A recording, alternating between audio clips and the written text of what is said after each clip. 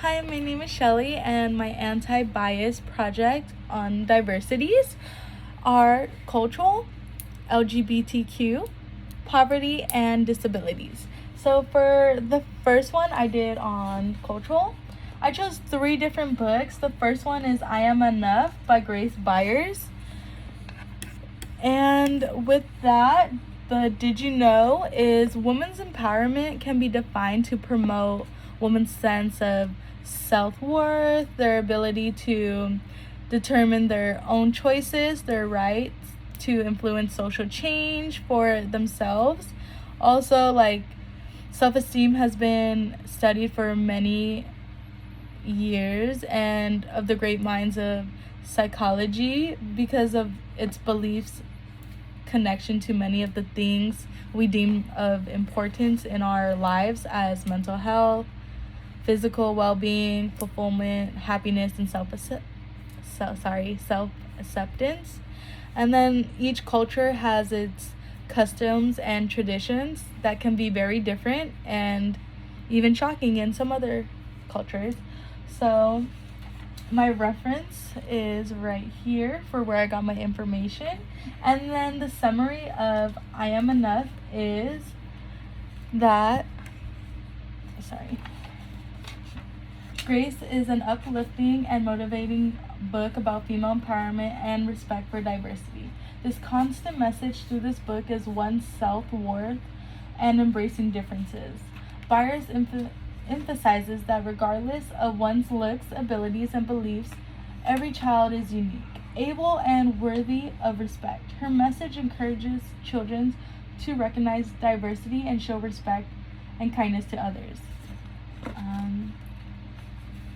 She uses simple simile and rhyme. For example, in the book, she writes, "Like the sun, I'm here to shine," and later, "That does not dictate our worth. We both have places here on earth." Her use of rhyme allows the book to read smoothly and encourages the reader to think carefully about the message on each page. And then some other books I chose was Hair Love by Matthew A. Cherry. And one of the Did You Know is the history of black hair and beauty culture reflects on both African and American cultures.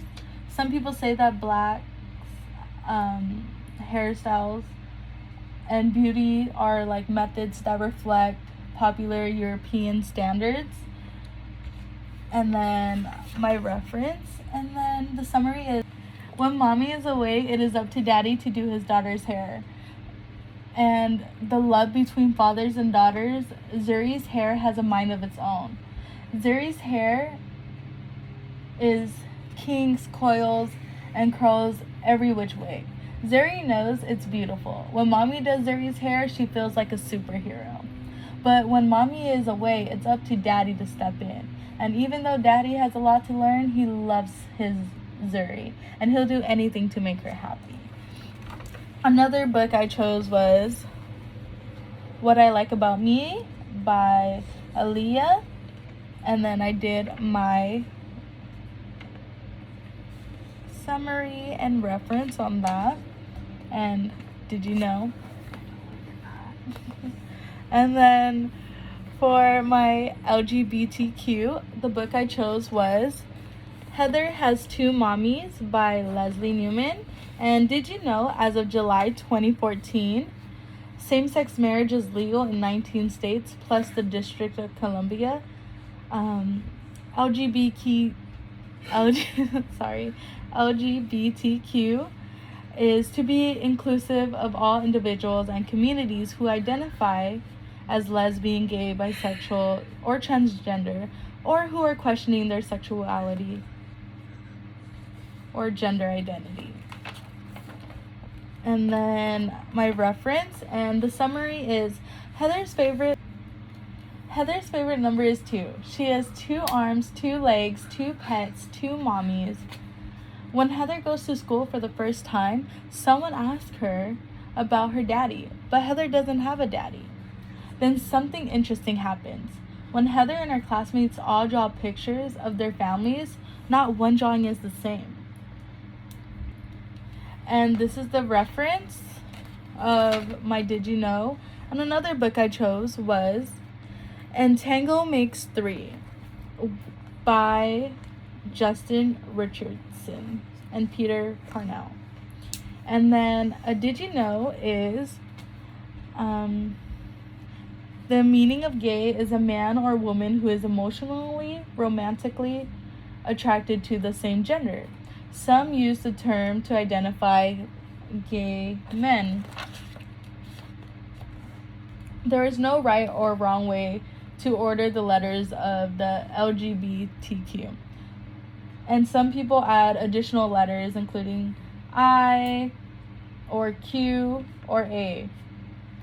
On January 25th, 2021, President Joe Biden signs an executive order repealing the 2019 Trump-era ban on most transgenders, Americans joining the military. And then here's my reference. And for the summary is the heartwarming true story of two penguins create a non-traditional family. At the Penguin House at the Central Park Zoo, two penguins named Roy and Silo were a little bit different from the others, but their desire for a family was the same. And with the help of kindly zookeepers, Roy and Silo got the chance to welcome a baby penguin of their very own. And then here is my reference.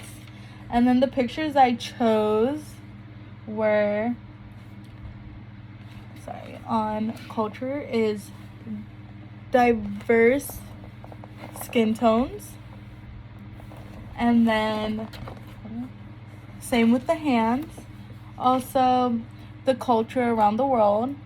And then for the LGBTQ, I used a rainbow for their main representation of the flag, and then palm. Also I used two males, a female and a male, and then two females. And that is for culture and LGBTQ. And then the next one is going to be poverty and disabilities. Swims with her father, works hard in school, plays with her friends, and even rides horse. A portrait of a busy, happy little girl with whom younger readers will identify. Not until the end of the story that is revealed that Susan uses a wheelchair. Another book I chose was Haya Moriah, and that is by Victoria Nelson. And Did You Know is benefits of wheelchairs. Providing appropriate wheelchairs not only enhances mobility but begins a process of opening up a world of education, work, and social life. In addition to providing mobility, and appropriate wheelchair benefits the physical health and quality of life of the users by helping in reducing common problems such as pressure sores, the progression of deformities, and improve respiration and digestion. And then here's my reference. And then the summary is a beautifully story about a young girl's life with special needs. Through her brave attitude and silly humor, she is an inspiration for all of us. This book is that families can join together with a timeless message about love and acceptance and making new friends with different abilities.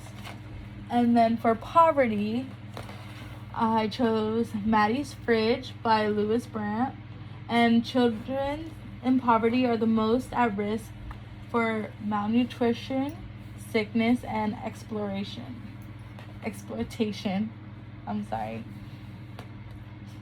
Children of color across most racial categories are more likely to experience poverty than their white counterparts. Children living in poverty often lack the access to quality education. Sometimes it's because there's not enough quality schools and their parents cannot afford these fees. Here's my reference, and then the summary of the book is best friends Sophia and Maddie live in the same neighborhood. go to the same school, thank you, and play in the same park. But while Sophia's fridge at home is full of nutritious food and the fridge at Maddie's house is empty, Sophia learns that Maddie's family does not have enough money to fill their fridge and promises Maddie she'll keep this discovery a secret. But because Sophia wants to help her friend, she's faced with difficult decisions: to keep her promise or to tell her parents about Maddie's empty fridge.